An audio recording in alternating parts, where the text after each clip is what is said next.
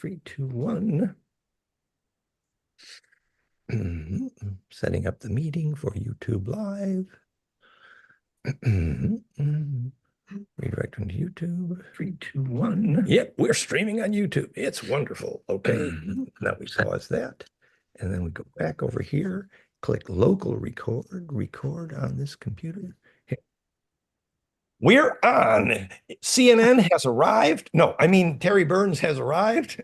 Tufan is here. I'm Dan Winter. Welcome, everybody. FractalU.com is back. And we're back in spite of the fact that we had to learn some hygiene for Zoom meetings where you have to use the lobby. Really, you have to use the lobby. Otherwise, unfortunately, you get people you don't know and it gets messy. Anywho, we're having fun. And so anybody that wants to see this is welcome. It's the YouTube channel, Dan Winter Fractal Field in the live streaming, and we're up. It's all wonderful. So tonight's event, Terry Burns is interviewing this guy named Dan Winter, if you know who he is, about the ancient history of the origins of the physics of consciousness in America movement, otherwise known as Dan Winter was the Forrest Gump, of the physics of consciousness movement in America. And it's something about the history of the study of the science of consciousness. And Terry Burns is, in many ways, although her professorship is philosophy, she's a professor of history in many ways. Terry Burns is an expert in John Dee history, in alchemy history, has written many of the books about Vincent Bridges, our friend, and Terry has been with us a long time, and we always have such fun. Welcome, Terry, really.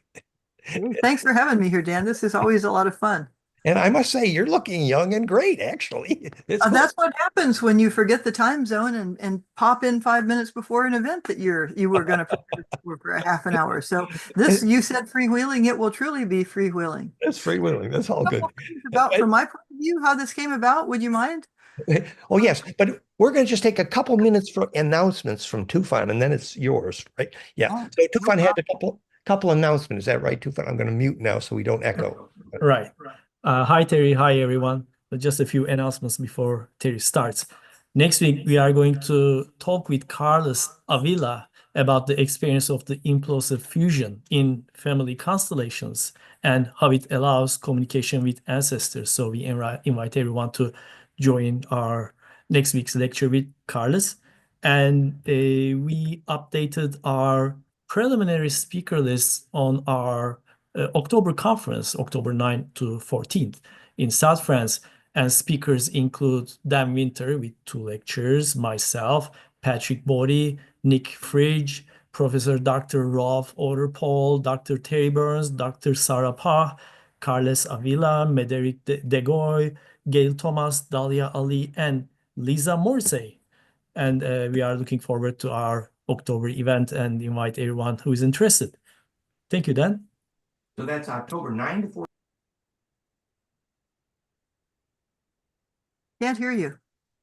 Lost you, Dan. Dan, you have to unmute. So, yeah, we were sold out last year. So check out fractalfield.com/2025 for the conference agenda and schedule, and lots of fun is planned. And the caterer was good, and it's gorgeous here. So, yes, fun thing. So, and I think Terry's coming. Is that right, Terry? Hopefully. That's my plan. Yes, I would so like to come. And as I mentioned, I work disasters. If there's no disaster at that time and it's a good time for not having a disaster, I will be there. We're planning on no disasters. Think no disaster. I think I'm very honored to be there. So Terry's working disaster, so we got to be careful not to be a disaster, guys. No, it's an amazing thing. She's a professor and disaster housing inspector, which is another thing.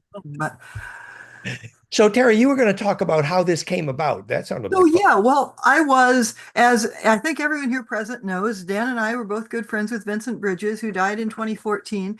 And tragically, my husband, Alan Moore, who I did Enochian work with for our whole marriage, more than 20 years, passed away this January. And after Alan died, hello, Alan, I was doing, as people do, collecting memories and realized some things I just could not get in order. And without Alan's memory there anymore, Vincent's memory is not there. I ran into some online things where I realized, Dan knew a lot of these people in the 70s and 80s. So I thought maybe Dan could fill this in. Then we were talking and I thought, well, maybe I could record an interview with you about this because there was just like a braid of all these incredible people who kept running into each other. And Roger, this took off. And so I never got a hold of you about exactly the same thing because I know you're part of that sort of beautiful braid that has been going on through that time of interweaving the physics of consciousness. My work with Vincent and that Alan and I spent our marriage together doing with ceremonial magic, connecting it to history, telling some crazy stories that should be turned into movies or novels. But anyway, we'll touch on all of them here. And that's how this came about. So yeah, just a warning that if you're talking about having fun in the 70s and 80s, you can no longer pretend to be young. This is a warning. Just go ahead, please. Well, I can be young enough to that can be my excuse of why, I wasn't one of the major players. If I were only older and wiser, I would have been there partying with you guys and meditating. Yeah. Staying up all night and listening to Tom Sawyer and discovering the Star Mother and some of the things we're going to talk about. So that was the background. And that's what I wanted to say, since this, if you don't know the history of it, may sound like, well, how are we going here from Buckminster Fuller's geometry to Tom Sawyer's after-death experiences to Vincent Bridges working in Sedona. But basically, if you don't know that background, one way to think about it is, what was Dan Winter doing before he wound up in the south of France? And that is a fascinating story. And I think since I'm in the United States, most of the players I know, Roger being the notable exception here, are people who were here, like Shore Chapel, Alan Moore, Vincent Bridges, Darlene, and yep, those are. And if you want proof, you can see my 1987. All these people, many I met at Psychotronics, my Psychotronics International Lecture in 1987, entitled "The Role of Mind Among Waves." It's proof that we were thinking about this weird stuff a long time ago. Well, I think you were thinking about it in the 70s, weren't you, Dan? Because that's how Absolutely. far I got the timeline back to 1974, where, by the way, I was only 10 years old. I want this to be clear.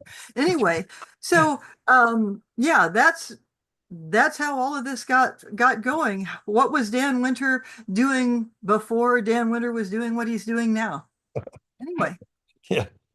So where did you want to start, Terry? Well, should I, how about I start by sharing this PowerPoint, and then when it's time to get rid of it, we'll just talk. Yeah, Terry has actually prepared images of this. And by the way, I couldn't find my pictures of Andrea Puharic's dances right handy, but you got stuff. It's okay. We'll talk. Oh, that's okay. I couldn't find a picture of Andrea Puharic, but he's online. There are a number of names who aren't in the PowerPoint. Puharic is by far the most interesting. Everyone here knows who Andrea Puharic is, right? And pretty much. Yeah, if not, we'll talk about him. Then there are people who are maybe not so gifted, but run into the story and are quite significant, like Dan Chesbrough, if you know who he is, and so on. So anyway, that's what I thought that I would be doing. And since hopefully you can see this screen now. Yes, we can. Okay. Walkthrough of the physics of consciousness movement. Amazing. All right. So the physics of consciousness movement, which Dan seems like a braid going through here, like one of the dancing woolly masters or so on. But as I said, if you just think of this before France and what I thought in this interview, Dan, first, if I could just use this as kind of a prompt, and I can stop the share if you on. So that works. In Detroit, when you were in college, and then when you were working at IBM and things like that, you interacted with Bucky Fuller, and years later you went with him to Florence. Could you say a little bit about how did you run into Bucky Fuller and how did you go with him to Florence? Yeah, well, of course, when I was studying electrical engineering at the University of Detroit, actually the fun people around were the architects. So I started hanging out with the architects, because not only were they studying structure, but they were relatively cosmic, many of them. And so one day I ended up helping Bucky and crew physically carry their latest geodesic dome onto the University of Detroit campus. And Bucky was the old guy who had no problem telling people he had to go for a pee while 1,000 people were watching, which I found very inspiring. No, he was a great guy. But then later, his specialty actually was efficiency of use of materials. And in later years, where we learned that architectural structures also needed to create a living electric field, that was not his specialty. But the irony is, later in Florence, Italy, when he personally showed me and taught our group what's called the jitterbug from cube octa, ecosa, octa, tetra, and that model of charge collapse, he didn't know what charge was.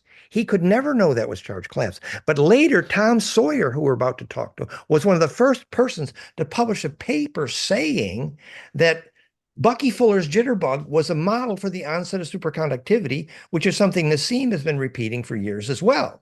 And how we got to Florence, Italy together.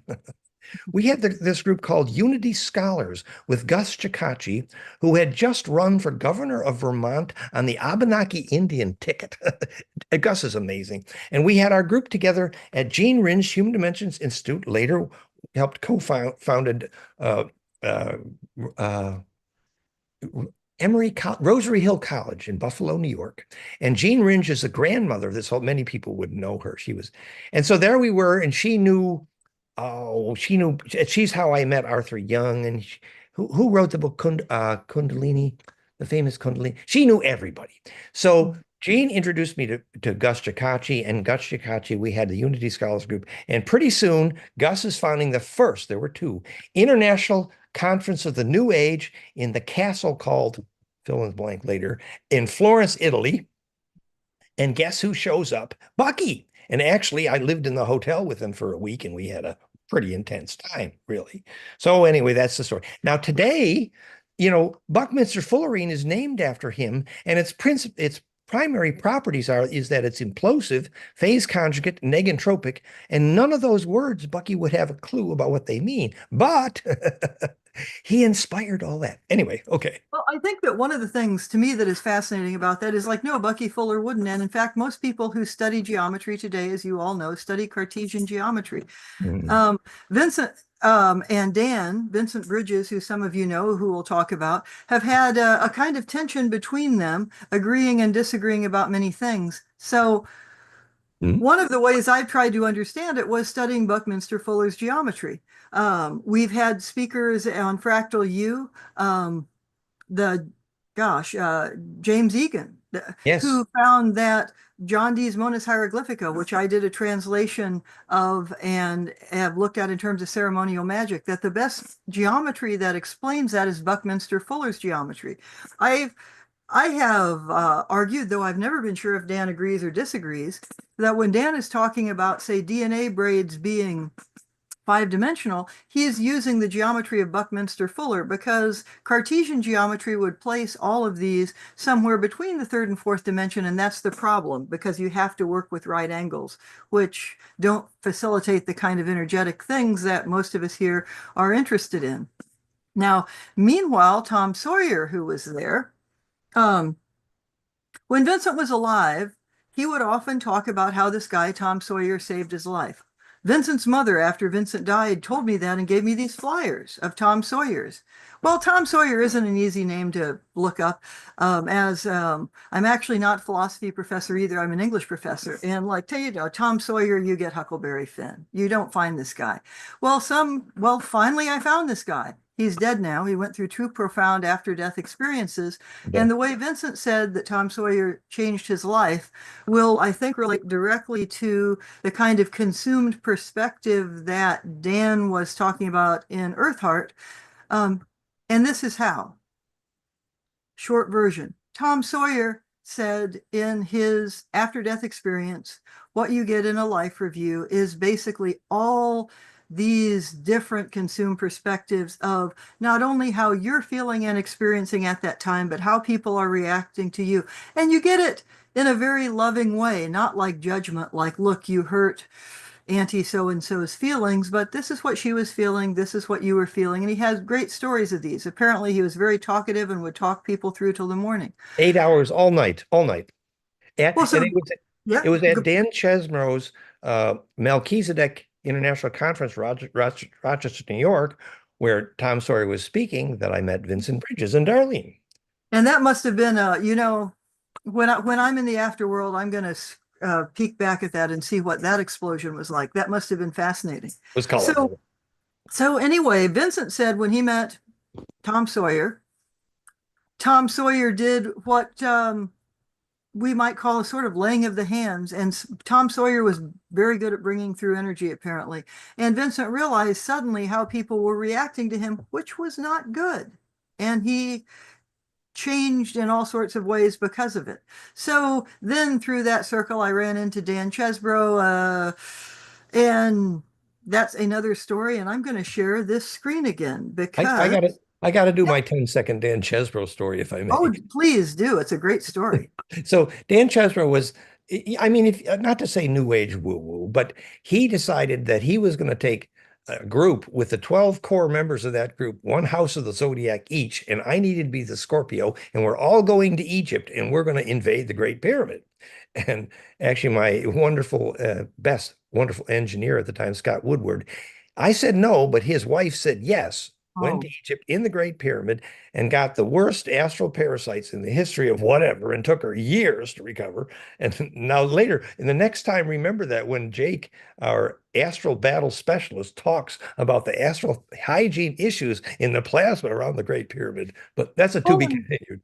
Well, and that Vincent took a group, and this were in the days where you could do magic in the Great Period. Yeah. I mean, not try this today, but Vincent took a group there too. I believe was trying to get you to go, but Bear Galloway, another of our friends, she went, Shore went, and it was kind of similar kind of things happened. Some people got astral critters. At least they were ceremonial magicians and had a clue how to get rid of them.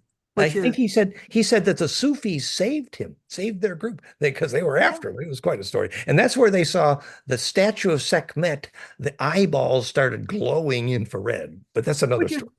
Well, I thought it was she opened her eyes and they were blue, but maybe both happened. I thought they glowed red. Oh, well. Either way,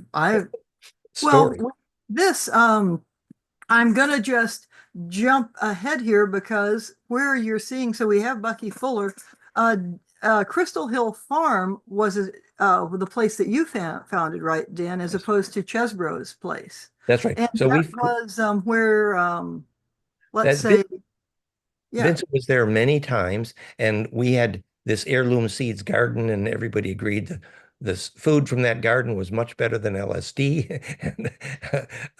and Vincent and Darlene, we plotted we were going to save the world, and we were going to start by publications.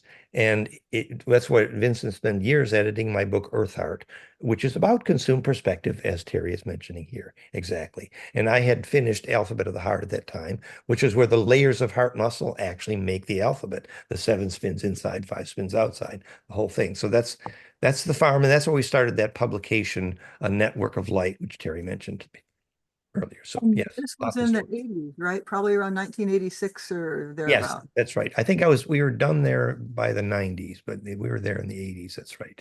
Yeah.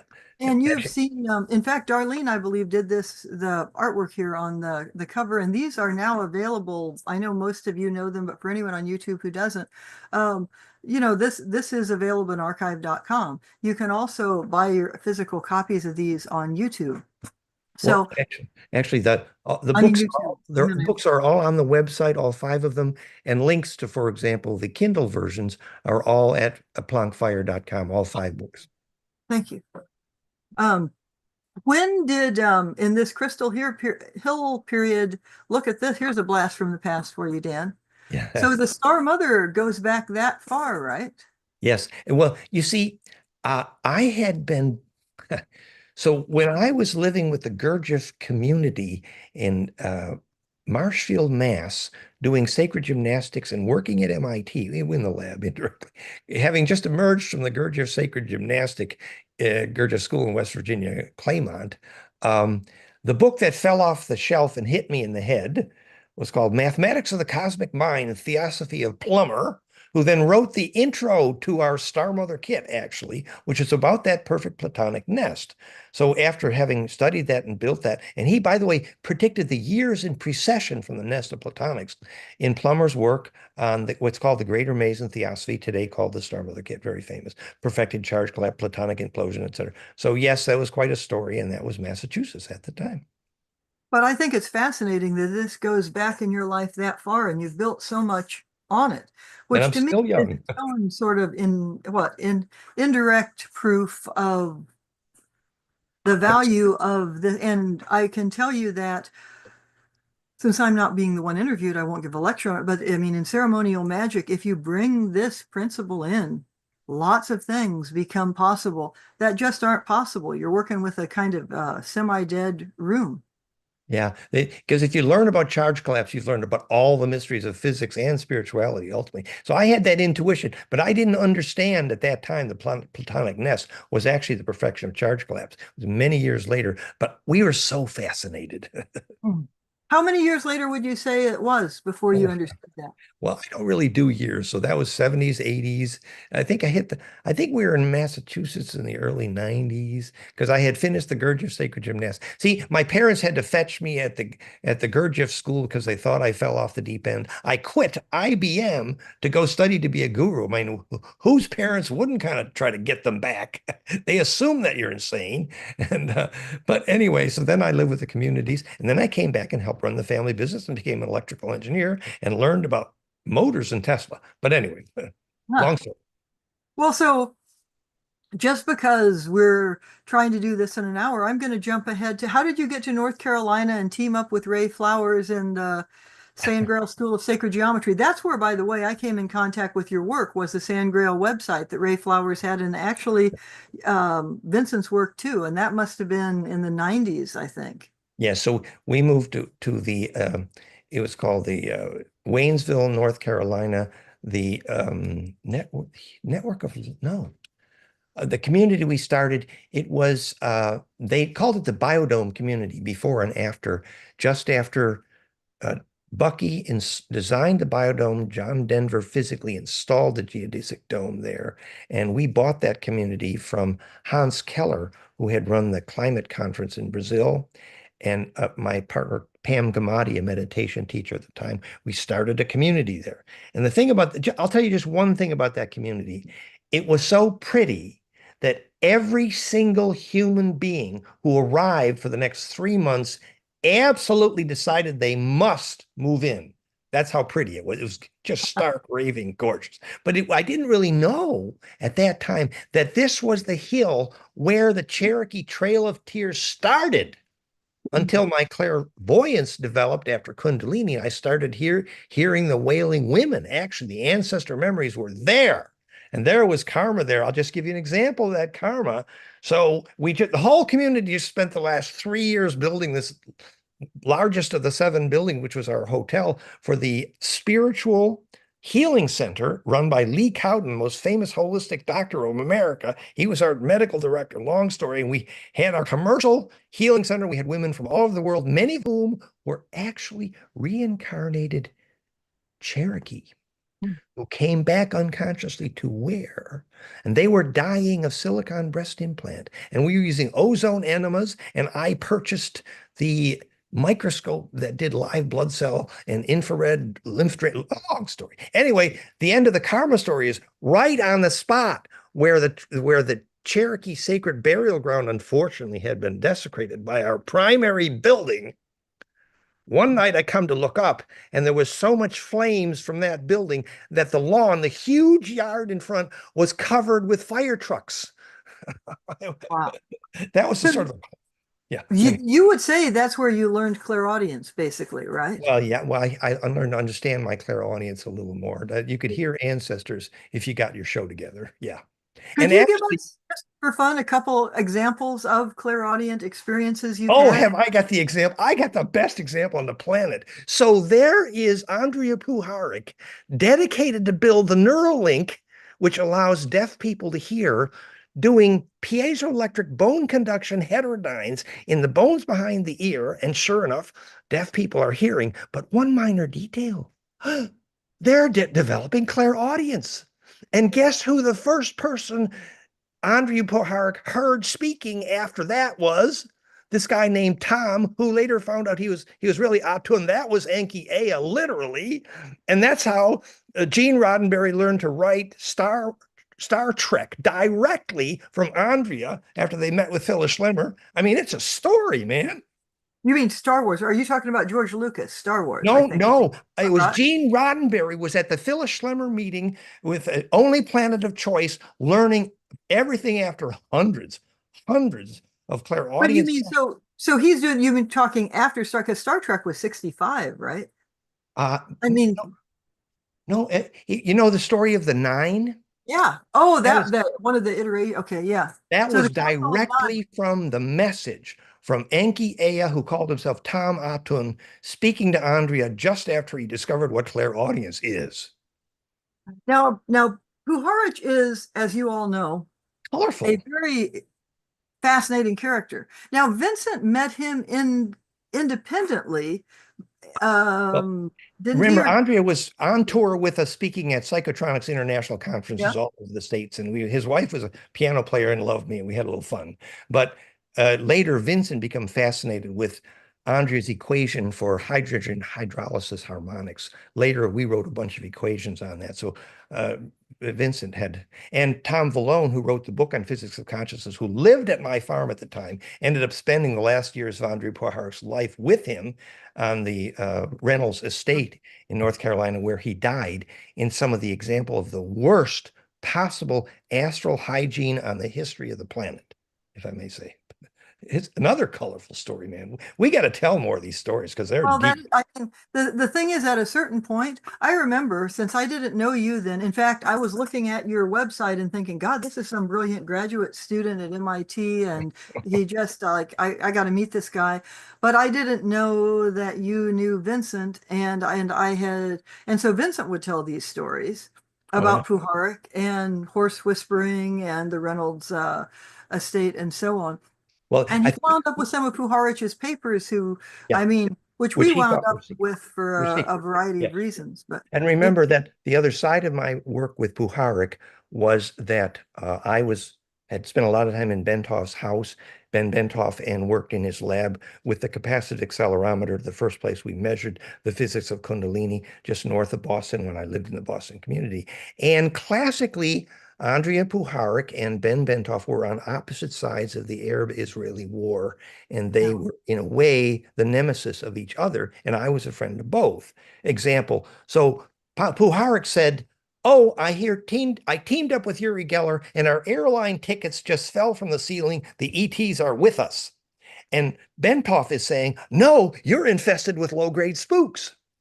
Now, really, these guys were, and actually Puharich did not have a sense of astral hygiene, as most of these people didn't. So then he went to Mexico and got tied up with a lot of plasma entities. And when he came back, they don't really know it, but I think it was a suicide when he jumped off Reynolds' porch there, and I that mean, was that makes astral sense. hygiene messes. Oh my God.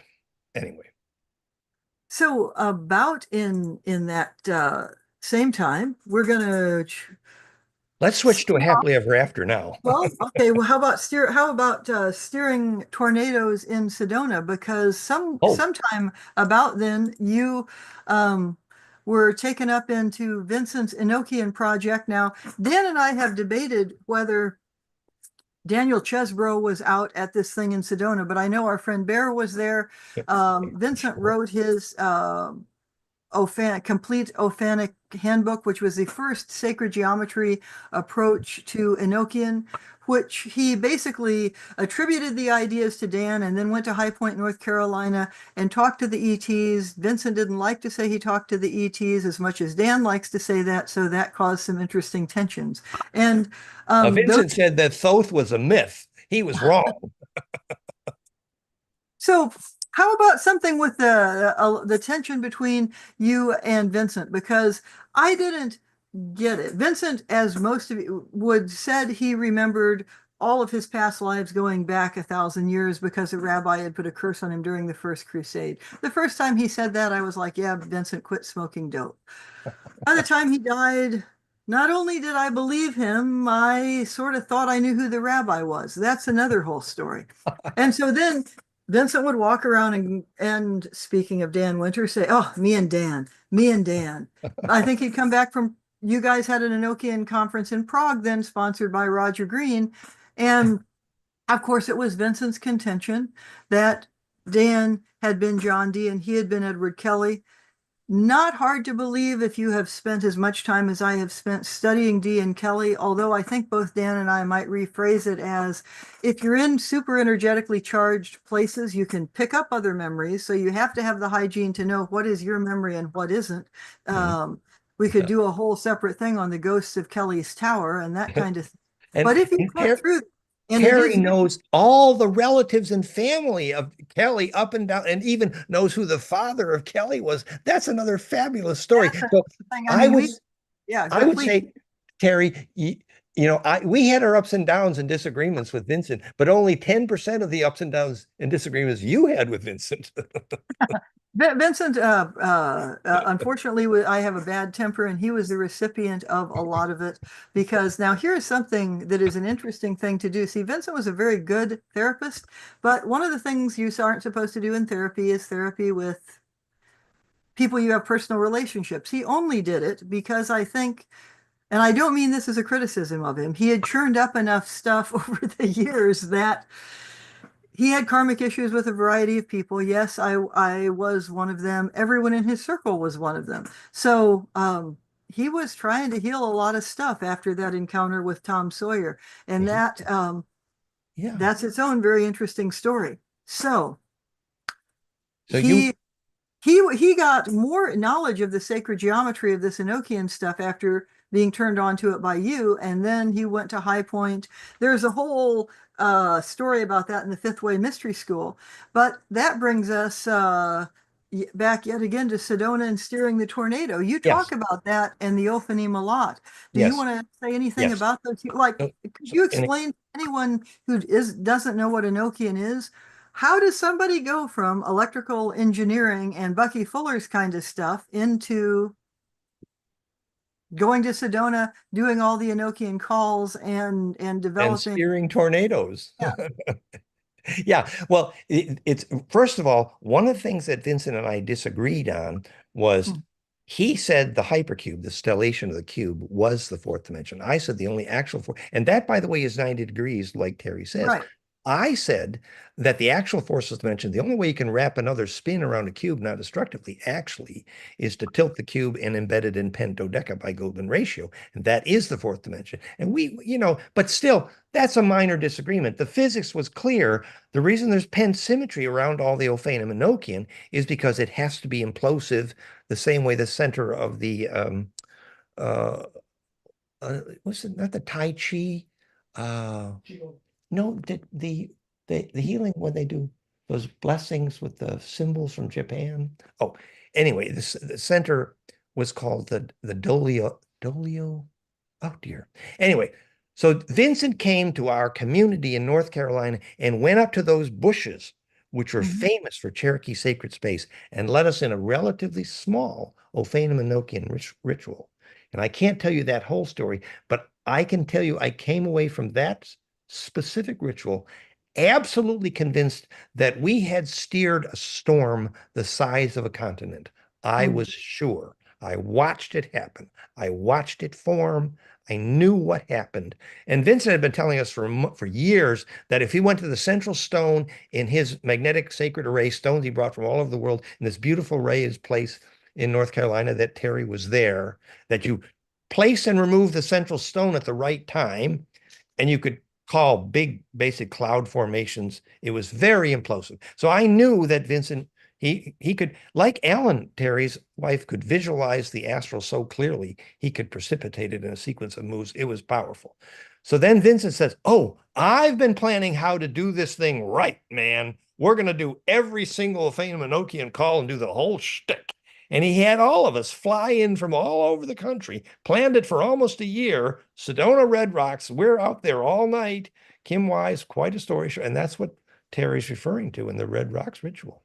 Well, and there is a thing, but if you do most kinds of magic, but especially Enochian magic, and you're doing it right in a way that is Vincent felt and Alan felt and I feel that it is activating and even changing your DNA. So if you do it right, you tend to have Kundalini experiences. You get the wrong people around having Kundalini experiences and you know what happened. Now there's a story I was trying to dig up, haven't been able to find anyone that remembers it, but Vincent wasn't supposed to be doing all the Enochian heavy lifting. Someone was going to help, connected, I think, with the Order of Melchizedek, but there was some some sexual encounter that prevented it that made many people upset. And I really, if I knew the names, I wouldn't say them.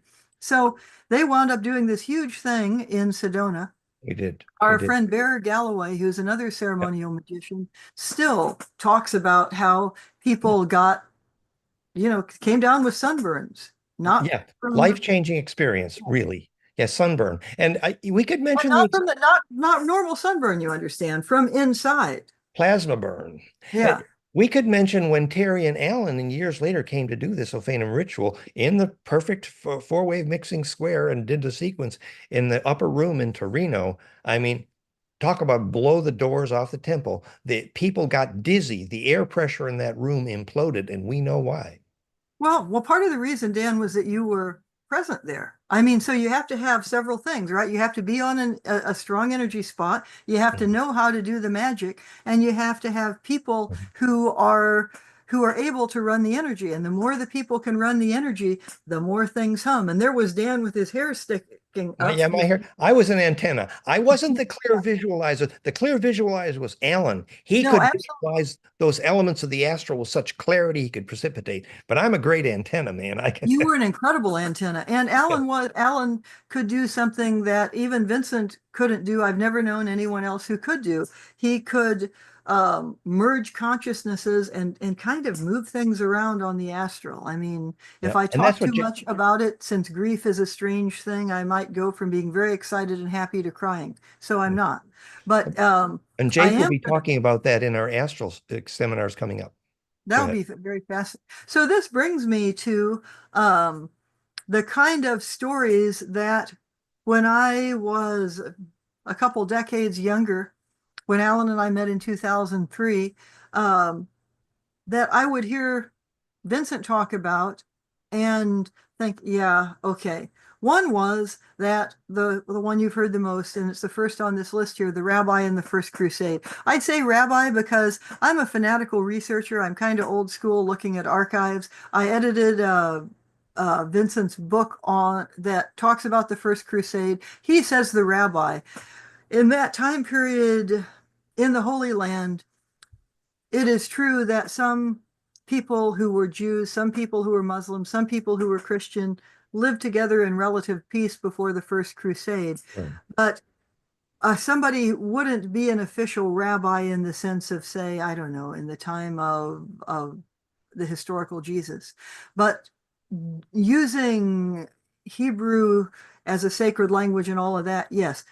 Vincent remembered this person as a rabbi who, when he, as a bright red-haired guy wielding a huge axe, came running in and running up. He thought he was being a hero for the Christians, but then he was up to his waist in blood and realized, yeah, you shouldn't be doing this. And the rabbi put a curse on him and said, you will have this curse until you remember. And he would tell this story a lot.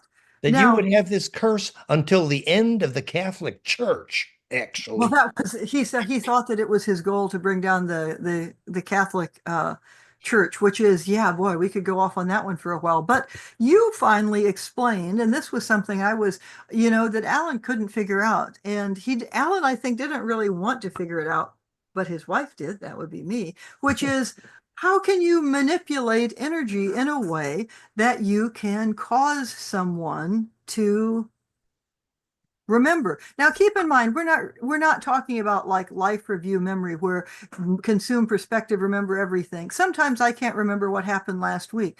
This was one of the difficulties in dealing with Vincent, and one of the things he and I argued about. He would remember the broad brushstrokes of history, but not, I mean, think if you could remember 1,000 years, all the stuff you'd forget way more than you remember. So, and you would remember your perspective until until it started to disintegrate. So how, Dan, is that possible then to have that kind of a memory? Well, the intensity of that karma, which is profoundly symbolic of racial karma. So this was a lightning bolt going through racial memory collectively. And so this rabbi really symbolizes, it was the archetype of, both religions effectively seeing the opposite side of the issue, which is personality worship and miracle worship is always going to cause death. It's very simple.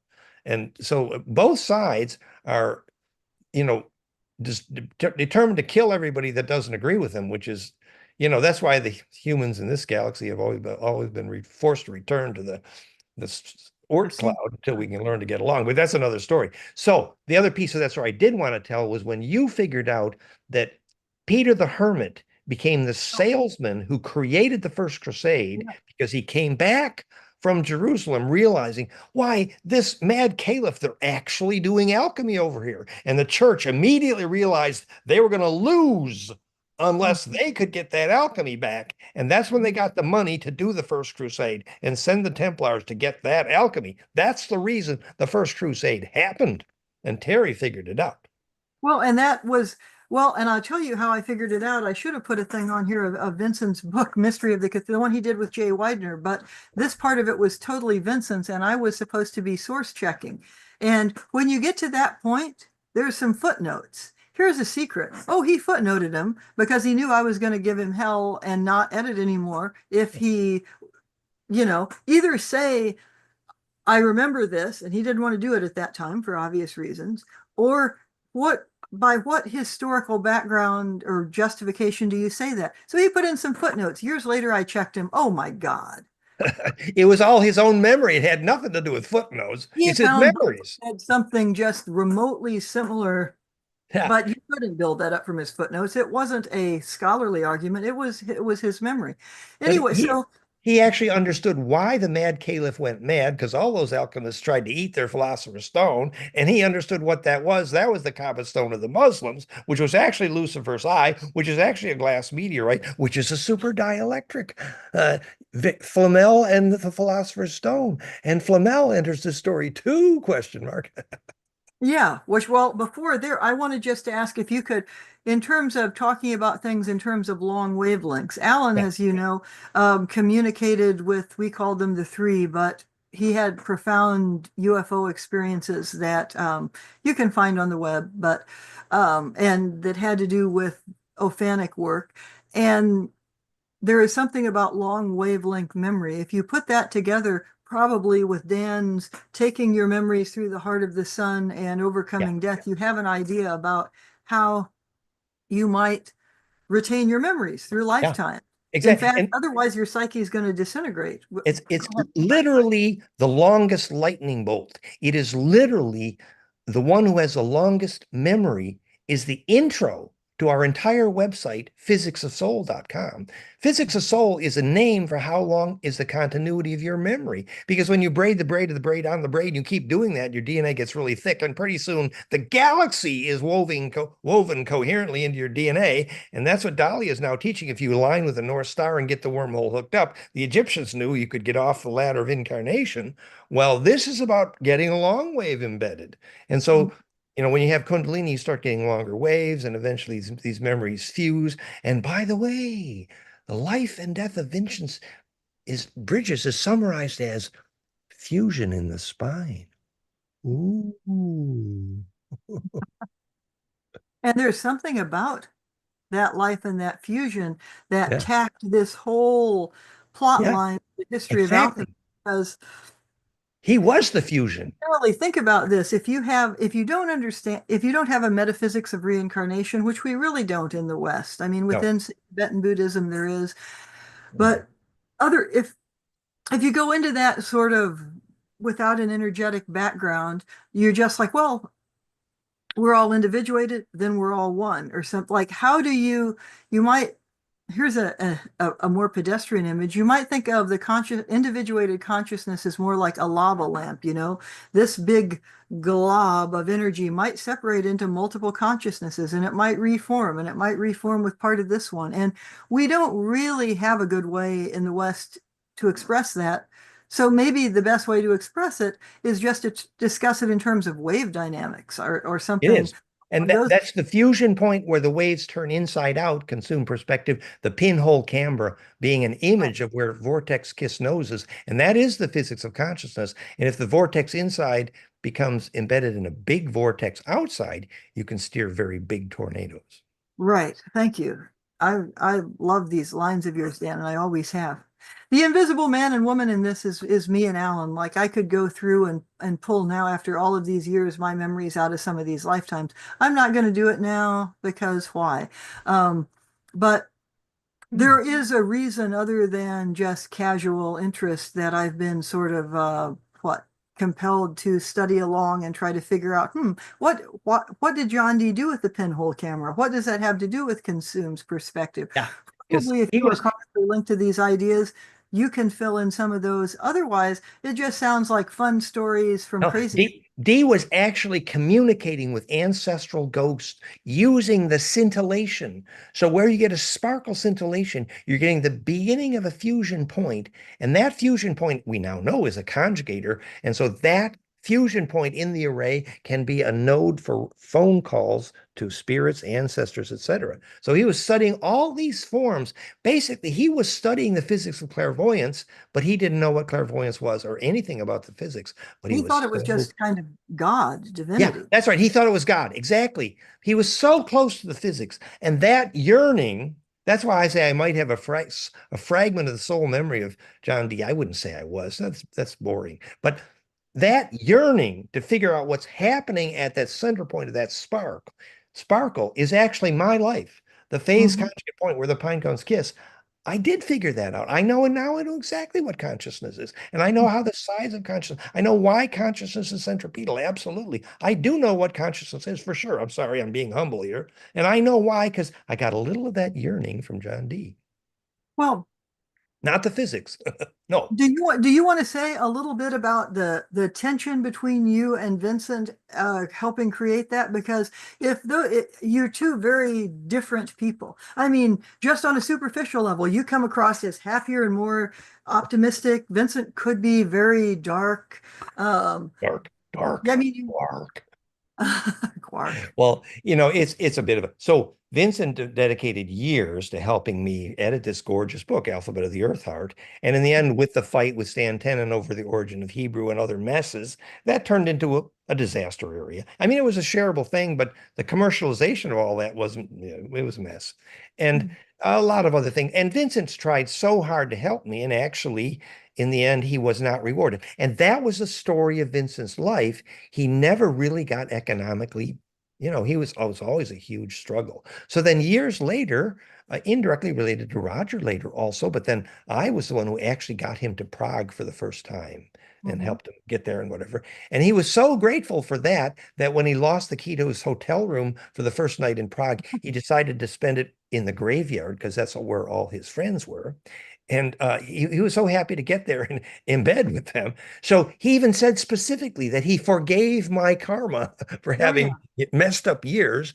But you see, still, there was always a little tension, and it was economics in the back. So, for example, his half a lifetime fight with Jay Widener is very simple. They co-wrote the book, but then economics, and then, it was feeling disempowered. And even remember, when Kelly stayed in Prague and was one of the richest men there, and Dee went back broke, and his house, Mortlake, was dead, and Kelly was rich, and then within about 2 years, Kelly was the most broke person on the planet and in jail because of King Rudolph, because of the joust he did with the Dark Lady. And Shakespeare's the duel with the Dark Lady. I mean, the Shakespeare story. And then he wrote the book for the play in which the karma of the Dark Lady was misinterpreted, and the ghost of John Dee, of Kelly oh my God. And then he died. Oh God. Well, so basically, Vincent had written a play about the death of Edward Kelly, and it was going to be performed in the Donkey in the Cradle where Kelly lived, where Alan and I also had interesting adventures. Since the Invisible Man and the Invisible Woman there were Alan and I, I'll just tell you, at one time I threw a little tantrum in Prague. It wasn't when I was there with you, Roger. I had other issues there, and I'm sorry for my lack of preparation on one occasion there with you. But I was like, why don't you just tell me? I know you knew how I do this. I know I mean, I'm really embarrassed and I will not reduplicate the little tantrum right now.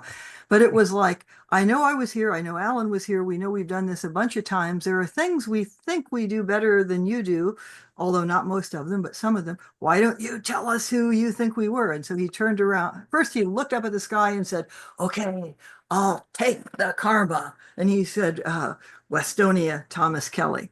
So those fragments of memories, whether we picked them up as astral critters or whether I'm really remembering, and I actually am pretty sure I'm remembering things.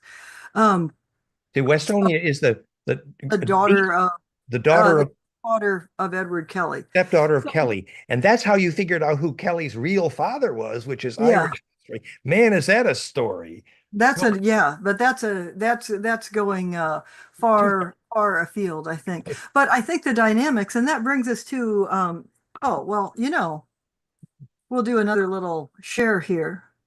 I think maybe another side trip down memory lane. So you see, Vincent actually allowed them to know more about their past lives, and that's when they started working that out, and it got colorful. So about Vincent and wealth, this is one of these pre-made slides. It ended with this quote. I put this on here to remind everyone I'm an English professor and like to read cool stuff. But, certainly he was very rich by this definition.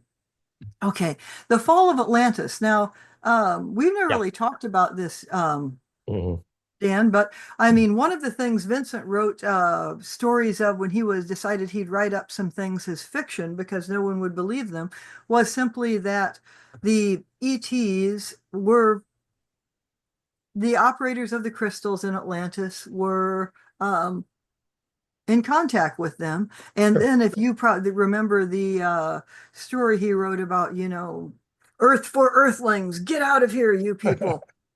And that for a variety of reasons led to the fall of Atlantis. Is there anything about that you want to say? Well, the irony is, in one breath, Vincent, in trying to avoid embarrassment in front of his history studying colleagues, Vincent would insist that Thoth is only a myth and not a being, when he's obviously Thoth was the engineer, designer, Hermes, Quetzalcoatl, Viracocha, same guy, Veracana. And Vincent always hid the subtleties. Like in one breath, he's saying, no, the ETs don't exist. And in the other breath, he's writing a book about ETs, get the hell out of here, Well, but writing it as fiction, right? But so there is the thought, and it became pretty clear near the end of his life with things like, putting on this play about the death of Kelly. The play doesn't get put on because he dies the night before. And then Kelly's ghost, there are 3 different versions, one feeling guilty about the death of Vincent. I mean, you can't make this stuff up. Or if you could, you probably had a lot of acid and people don't want to hear about it. It's better than a Shakespeare play. By the way, I'm just saying that for a laugh. But so one could make the argument, and it was something that Alan and I talked about, that what is your karma if you're the people who are saying ETs get out of here, and if Enochian is in effect partially a language that comes from ETs for the spiritual evolution of the planet so that we don't destroy ourselves, who are people who are likely to bring it in? Well, perhaps one or both of them, the ETs get away people. That would be the perfect karma for Dee and Kelly. Now with Kelly, I know that's what Vincent thought. Did you think anything like that, or what is your ET karma? Put it that way, Dan. I've spent half a lifetime studying ET history, and we teach that a lot. It's fractalfield.com/fusion in the blood. There was some clues in the discussion of the ET where, the Ophanim versus Seraphim is bird tribe versus the snake brain versus, and the seraphim we think now probably is related to the high Siakar, the winged ones. And there's many stories about that, and that's too far gone for this moment. But the point I would make was we're now very clear on the fall of Atlantis that Thoth, the engineer of the place, and Enki, who basically ran the place, they got the reputation between the Galactic Federation and the Andromedans, who arrived here to nuke the place, actually, which is what caused the Lesser Dryad. And the survivors in each of the different cultures were met by a team called Apkallu, which is specifically Thoth, that's Quetzalcoatl, and the team of 7, very well known. And all of this was, Vincent, really, this was info wasn't available in Vincent's day. But the fall of Atlantis, which was hinted at there, I think our information is very, very deep, and we will have further films about that. But the fall of Atlantis was essentially Hermes, for whom Thule, Atlantis, was named, and Earth, which was named for Ea. And all of these things, I don't think Vincent put the pieces together very well, although he was very excellent at local memory. But that's just, that story goes very far out there. So I think, Dan, I have used up all of our time. So I want to know if there is a concluding story or two that you wish I'd ask you and I haven't. Oh, because we went from North Carolina and Sedona. We haven't even got you over to Europe yet. Yeah, well, I think the story when we were on that boat and Vincent's explaining how his mother, whose grandmother, who had guilt that caused from being psychokinetic, that caused him to have bamboo spine. And then he talked about the witches in Italy and how they would control the crop growth, etc. But the final story there was when he was explaining the origin of the red powder, actually, in terms of history of alchemy in your chart. So this is a turning point, really, that, remember, he's explaining in detail the Crusades happened specifically in the fight over alchemy. Absolutely. And that fight was then, which, by the way, Vincent had memories, as Terry might have mentioned, both of Flamel and Kelly, both of whom are historically documented to have done the most powerful gold transmutations in history, very well documented. And so Vincent is trying to explain how they did it. And that powder story starts with the physics that, if you know, the only kind of meteorite that will survive, later called Philosopher's Stone and Lucifer's Eye, which became the Kaaba Stone, is a glass meteorite. And the only metal that survive in there in the heat of reentry is the platinum group metals, palladium, platinum, or gold. And when that is vaporized and propagates through the glass into a sponge geometry, you get what's called a phase conjugate dielectric, which is a perfect catalyst to make the time reversal mirror and phone ancestors and to make gold, because the super dielectric quality is what's required in the media to enable non-destructive charge collapse. So a little bit of that powder in the mercury, or of the right temperature, molten, and perhaps there might have been a phonon array, then that's when the purest gold ever measured in the history of the Royal Society of Scientists of Britain, the purest gold ever measured in the history of the planet to that point was made by D and Kelly, actually.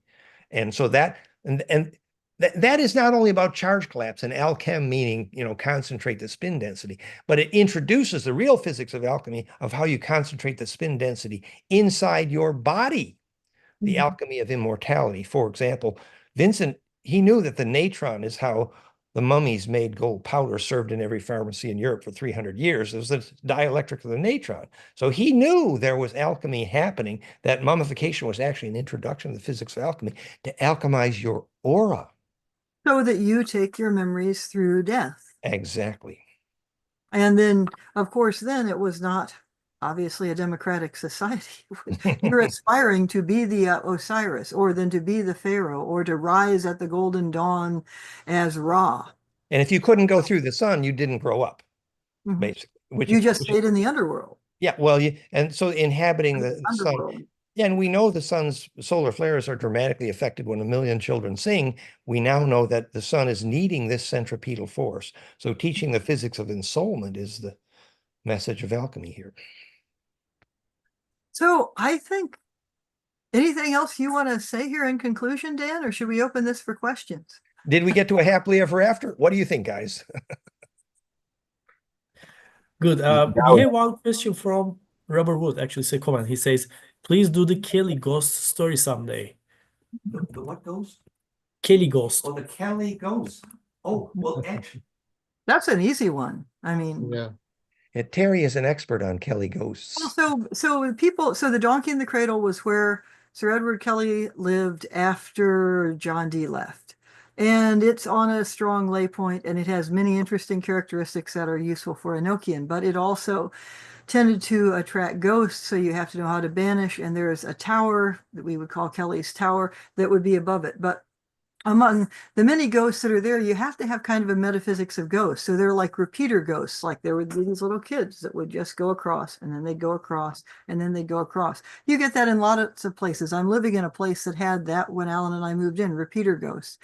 But if you get more sentient ghosts, so Kelly's was the most notable, but I'm going to talk about Sir Edward Dyer, who was an associate of Dee and Kelly, who could peripherally be connected to Roger Green. Who knows? But anyway, Dyer's ghost was around and didn't really seem to like someone who was living there, who might have been connected to Francis Garland, who Might have been Shakespeare, according might to have been Vincent. Shakespeare. I mean, I think was, but I'm trying to put some maybes in there. And so that person, a modern fragment of that person was living there and kept getting possessed by Edward Dyer. Well, if I have just put this on Roger Green and he's not too upset at me for doing this, I mean, Roger Green was alive at the time, and I don't think, Roger, you were having things taken out of your body and whisked into Kelly's Tower and like possessing Not this that person. not that I can remember, Terry. Okay. Are you sure now? Because I mean, you could be doing some good hoodoo and we wouldn't, Okay. I'm giving Roger a hard time. Um, so Vincent made this Enochian lamp, which was what that was a picture of in the to kind of scare that away so this person could evolve, because in fact that kind of a ghost, it seems like a sentient ghost, but what you might think it actually is like a fragment of somebody who lived there who was so angry at the wrong done by someone else that he's just stays in this vortex. Okay, there are ghosts there like of Kelly also, who happened to get along with these sort of spinning Edward Dyer ghosts. There were ghosts of Westonia, but she didn't look like me. She looked like some little blonde repeater 5-year-old that kept running through the kitchen or something, or 10-year-old or something. But then Kelly appeared in other ways. So there was the Kelly who was really angry about this play that Vincent had written, because Vincent was trying to use it to balance out his karma with a woman who he thought had been the Dark Lady. Yes, Shakespeare's Dark Lady, who Vincent thought Kelly had had an affair of, and he wrote sonnets to her. That's another whole story. But so then that Kelly's ghost became very angry. That Kelly's ghost somehow split off, and there was another Kelly's ghost that was guilty and felt, oh my gosh, I've killed Vincent. Well, one time when I was in the Czech Republic, I went to Most, and I stayed in a castle there with my friend Alishka, who was Vincent's fiance when he died. And I was walking around not thinking about ghosts, but there's a statue of Edward Kelly there, and a Kelly's ghost sort of imbued the Kelly statue and informed me that I had better bring Alan there, which I tried to do, but Alan died now, so either Alan's gone there as a ghost or is done with that whole thing. Okay, all of these are Edward Kelly's, right? So you've got to have a metaphysics of soul and consciousness that accounts for all of these. Also, in my lifetime, I tend to attract people who think they've been Edward Kelly. Now, Vincent is the most, has the most active fragment of it. But one person who shows up here often, I won't say the name because I don't know if he wants to be outed. He remembers being Edward Kelly. Michael Wilding, famous Australian author and great guy. When he was writing a book about Dee and Kelly, he became convinced that he was Edward Kelly.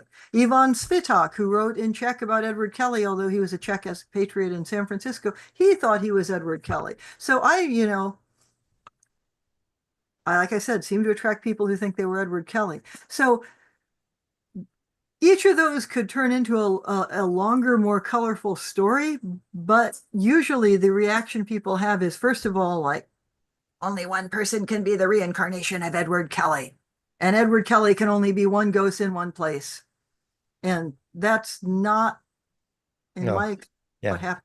I mean, Okay, I've met You have much better stories than I'm talking too much. No, it's very, and I've met, a half a dozen who were convinced they had been Akhenaten, for example. And the place where the gene pool of genetic memory has a turning point tends to be leveraged for the seeds of those ghosts. So we know that the Syrians and they planned the incarnation of Tutankhamun for at least 300 years. If you read Secret Places of the Lion, and Tutankhamun and Akhenaten literally later were called the righteous priest, and they were the Essene names for Jesus and Aaron, actually. And Moses and Aaron became the Jesus bloodline. So the royal lineage of Egypt became the royal lineage of the Essenes, later which we call the Jesus, Mary, Holy Grail lineage. That was directly from that turning point when Akhenaten had to run for his life and change his name to Moses, that whole sort of thing. And so how many ghosts radiated from that moment? My God, because that was a turning point where the leverage of genetic memory became a lever for the whole history, pivoting. So was that a happily ever after? But it gives us some insight into the physics of ghosts, which is, sorry, Roger, go ahead. I'd just like to say thank you guys for the stories from the past. I have hanged out with Dan for over 30 years, so I do know some of them from, but it's wonderful to hear, bringing up some of the, we miss Alan. I remember carrying that heavy harp of his through the streets of Prague. For folks who don't know the backstory, there's also the Alchemy of Prague. It's an event that I've put on several times now, and Dan was there, and Vincent Bridges, and Terry and Alan, and it's still happening to this day. And I ended up sponsoring Vincent for many years, actually, around getting embedded in the Czech Republic and with the Czech people, and we put on several workshops over the years. Great work. And he ended up, folks don't know it, Terry, but of course, Vincent ended up living in the base, in the lower bedroom, as you know, of the Edward Kelly Tower. And that's where he did all of his writings over, what, 2 years, 2.5 years? And, 3 and years where he died. And where he died. He wasn't living there. No, he had moved out by then, Dan. I see. He was in another apartment, and he died that night that the performance was happening. It was the same night that he passed on. And that performance, of course, was going to be at the Donkey and Cradle, which is where we do all our alchemical work with the Alchemy of Prague. To this day, we still use it. So yeah, there's a long, deep history there with Dan and Terry, and it's great to hear the backstory, guys. Maybe the book about the transition of Vincent should be entitled "The Play's the Thing," in which we'll capture the conscience. And at the book opening, Roger, which you sponsored, after that there was a party, and some of the people who were connected to Vincent's life there, I'm thinking of Zach and Logan, who probably was Shakespeare. Well, he would probably appreciate that not be, but we don't know his last name, and he could be Fred. Anyway, but so that night, Vincent and I met in a way that I really don't want to go into because I've dealt with that enough. But that individual, he had known and I had known, about 100 years ago. If you follow Kelly's life forward as recounted by a famous 20th century magician, you can figure out who this is, but I won't name names. Anyway, so there was someone 100 years ago who made me suspect the person who I knew in this life as Vincent was not that honest. That person invited Vincent this life in to do magic. It didn't end well. Well, right after that party ended, Roger, that we were having, no, earlier the afternoon, thank God she didn't show up to the party. This woman with her was in a conference in Prague with her husband, who is a physicist, and dropped into the Donkey and the Cradle to ask questions about Vincent and how he died. Thank goodness she thought that he had died. See, he died in his apartment in Prague. The play was going to be at the Donkey and the Cradle. And I'm saying this in case anything gets back to that particular group. So she found out that, Vincent didn't drop dead in the Donkey and the Cradle. It was in an apartment. And she thought for some reason the apartment was Canada. I don't know why, So thank goodness she left, because otherwise there would have been a real interesting collision of astral debris at Yeah. that And point. that's the same mystery woman who probably should never have known that Vincent's other life was as the magician. Yeah, because she did a scrying session with him, and by the time he realized what was coming through the black mirror, it was too late. And now we have the film series The Black Mirror, and they don't really get it. They No, really I don't. But It's all about what the Black Mirror is a conjugator, and why is that where you need to look for your ancestors? Ooh, the mystery deepens. yeah. And this was a happily ever after, right, Terry? I think it was a happily ever after. We're all evolving. We haven't got any of us, thrown in the tower this life or anything like that. And Terry is still smiling. This is amazing. And Terry, see, when Terry does the history, she can remember the dates. And so the weaving becomes very accurate, and she knows who was. And somehow I just have to, we're nearing the end here, guys. We're not going to torture you anymore. But if you had a clue of who Bridges, I'm sorry, Kelly's actual father was, the magician Kelly, the most famous Kelly in the history of. Remember, Kelly is the hero of Czech, actually, and Kelly's father was the hero of Ireland. And why? Um, you know, I guess it doesn't really matter anymore. I've been not putting this in anything because this is in a book of mine, and I would like, thought I'm going to write it someday. But if you look in English history there, and you have to look at English, Irish, and French history, there was a boy who was wound up being the heir to the Irish throne, but the English took this person over. So then the King of France protected him. Then he was whisked away to an alchemical family in Italy. And this boy must have been very angry, Well, he may having have. been deprived of the birthright. Anger through the bloodline. No, oh, that's a very good point. Then he wound up in Rhodes. Anyway, so you know about this because at a certain point, after he had married and had at least two kids, he came back. He was accepted back in England, where we were like three rulers later, because we've gone, this is the Henry VIII to Elizabeth I period. This is Kelly's father now, called. So then he marries a very prominent Protestant person from an old Catholic family, and had to, renounce that he was ever married to Eleanor O'Kelly, who would have been Kelly's mother. Probably. So if you can from that figure out who he was, I mean, A fatherless or a motherless child, and what kind of anger is in there. And he grows up being a trickster, actually. But a father who had probably some of that, that's probably where Kelly's powder came from, because his father was involved in various things in the Holy Land and also on the island of Rhodes. Yeah, so Kelly's father, actually, he was from a long line of. And so what does it mean that Teresa has to sort this out repeatedly from the memories of Wistonia, the karma of the family? Ooh, plot thickens. That means that I was made to copy a lot of friggin' boring medieval manuscripts, but I learned a lot of things. Like, Yeah. that the book, it's on the market as the Book of Oberon. Sometimes it's called Shakespeare's Magic Book. I've written some articles about it that you can find in the Journal of the Western Mystery School. I got interested in that because I knew I copied that book. I didn't know as, who, or when, but I could remember copying that book. As Kelly's daughter. Interested in, that was Kelly's magic book. And one of the things people don't understand about that book is, all right, why is this mishmash of Irish magic, south of France magic, and Philosopher's Stone stuff that doesn't make sense, and also some really nasty types of grimoire magic that you really wouldn't want to do unless, I don't know, unless you like extracting blood from tortured birds or things like that. But So, but anyway. if you needed to sort all those memories and turn it into pure principle, Terry's your lady. You're wonderful for pepping someone up, Dan.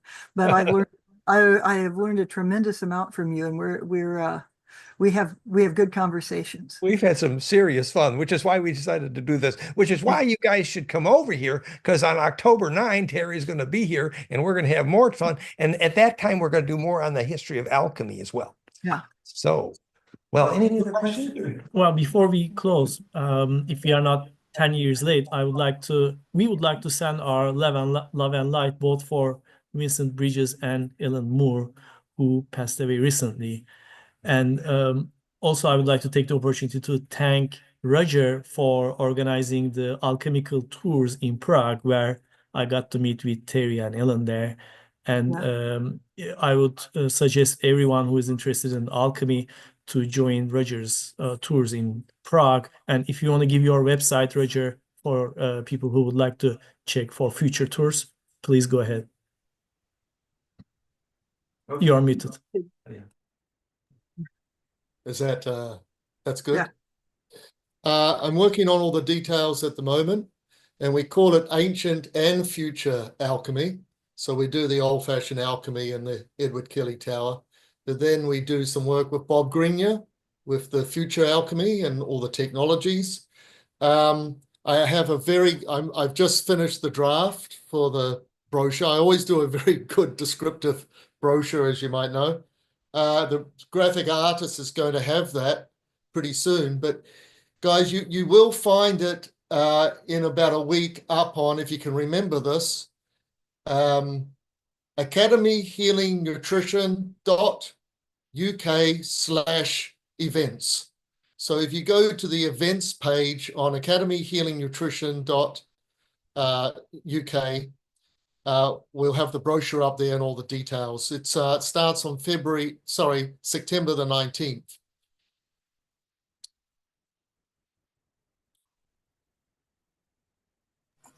Hey, can everybody hear me? Yeah. Dan, you got your mic is muted, but I had a quick question. So when I was in northern Italy at Klaus and Kudai's house, where Dan and Vincent have done great work, in the basement, Vincent left the angel alphabet for north, south, east, and west in each corner. And I had this just tingling one day, and I took these huge crystals and I went down there. And when you go inside the basement, the door locks, like there's no way to just leave it open.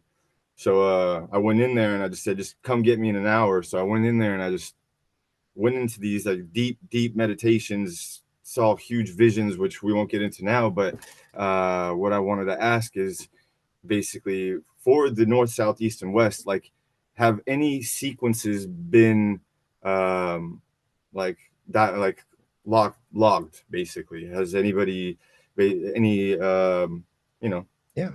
No, algorithms?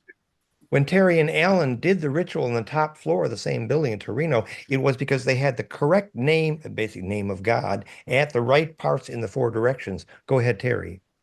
Well, so you probably know that, where did he go? Oh, there he is. Okay. That one of the big debates among Enochian people who do Enochian, like in the Golden Dawn or Thelemic magicians and so on, is the attributions to cardinal directions. And the problem is that the cardinal directions are, there's several problems, but the first is the cardinal directions are relative. So you can, even in Dee's writing, find Dee talking to the angels and being given correct instructions. But most people now they go through a Golden Dawn order and they learn this is how to do it, and they don't read it. So they don't read Dee's stuff. And then Dee is a spy, basically, also. So there are many times that, I mean, he's writing the right thing down, but he'll have something in the margin that'll change everything. Okay, so you have to know that. I am going to eventually answer your question, okay? Mhm. But so if you think north, south, east, west, are they always the same? I mean, they can't be if it's a galactic system, right? It's relative. So, and the angels tell Dee north and south in relation to your poles. So you have, and then the only watchtower that's always in the right direction is the watchtower of the east. So actually, what you're looking at are two things that are polar, and you put the east in the east where Well, that's because it's toward spin. That's what we mean by east. It's where the sun comes up. You face the wind Yeah, yeah. here. And so east and west are always going to be toward spin, away from spin, and north and south are going to be the poles. So if you're doing this on Earth, like most people are, I mean, you would put them the way that, for example, the Golden Dawn does it and explode them out. But you're also really dealing with a hypercube, and a hypercube doesn't have those directions. So the minute you really get it working, you have to have it oriented in the same way like you orient things so that they nest in 3D, even though they're 4D. That's the same principle you're applying to directions. Now, the other thing that you have to do is that most people, and I'm not saying this to be, all snobby. I mean, I've said this at Enochian conferences. Most people have some of the letters wrong because there are a number of blinds in D. But if you understand how D did things, you can solve those blinds. The way you do it is that what's called the governors, which you derive when you're doing the calls and ethers, the governors are supposed to govern the tablet. So if you have a multi-lettered tablet, now Klaus and Kudai, the ones that you had at Klaus and Kudai's were the only other ones because one of Kudai's sons made rectified tablets there. I think it was Yvonne, but I'm not sure which son. Brother. Okay. Sorry. Yeah. Anyway, so, and they did that independently. Yeah. And that was the advanced school that died when Vincent did in some ways. Yeah. And so more about this to be continued at. Yeah, so they would have the letters right, but in terms of directions, the rest of what I just said, and I hope that answers, but it's... This is a very deep subject. Enochian calls, it's really about embedding imploding plasma wind so your aura gets really big. But to be continued to some extent when Terry comes to South France next time we go. But I think Dan Mack do you want to just say something for, it's getting late, guys. Well, this is just with Roger and the International Alchemy Guild, which I'm a member of. They were showing, and it was just a blurb, and I stayed through the full they had the Alchemy, their yearly get together, and I stayed through the full program. But they were showing a place where you go down these stairs into this room and the door locks. Okay, they showed a picture of the outside, and they're going to do classes. And there was also one upstairs. Roger, are you familiar with the International Alchemy Guild, or? I am. I'm not a member, but I know who you're talking about. Yeah. Yeah. Okay. Well, then I was just wondering if that was the same building that maybe Ruslan was talking about, or maybe that you were talking about. So there was a center in Torino where I've lectured for 15 years, where Vincent also was one of the major teachers there, Klaus and Kudai. And so you can see some pictures at goldenmean.info/Italian. And so that was a center point for a lot of these teaching. And that's also where Alan and Terry blew the doors off when they did their ritual. But that's another story. Okay.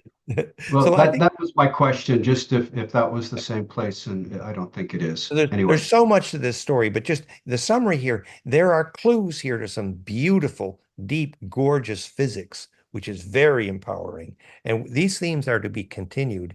And we need to really thank Terry for being such a hero and still smiling after all these years.